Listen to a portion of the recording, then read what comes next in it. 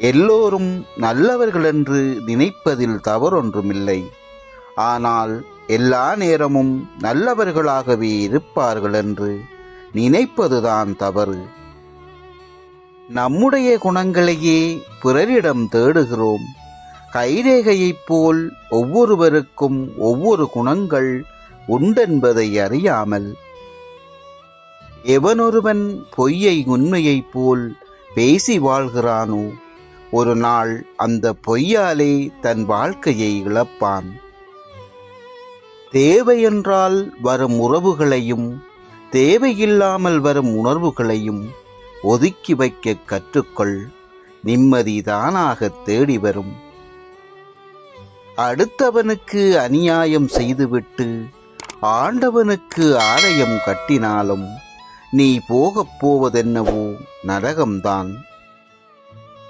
இன்றைய உலகில் சரியாயிருப்பவன் சங்கடத்தை அனுபவிக்கிறான், நரியாயிருப்பவன் சந்தோஷத்தை அனுபவிக்கிறான்.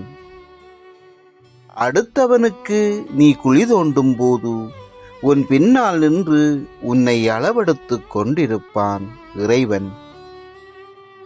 அன்பு என்பதே மனிதனின் பலவீனம். ஏமாற்றப்படும் அன்பு மனிதனை மிருகமாக்கும். ஏமாற்றமில்லா அன்பு மிருகத்தை மனிதனாக்கும்.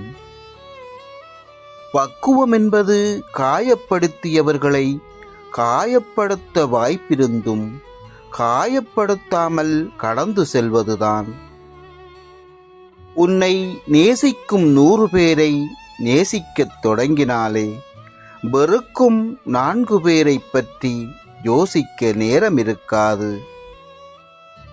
தலைக்கு மேல் தூக்கி வைத்து கொண்டாடுகிறார்கள் என்று சந்தோஷப்படாதே.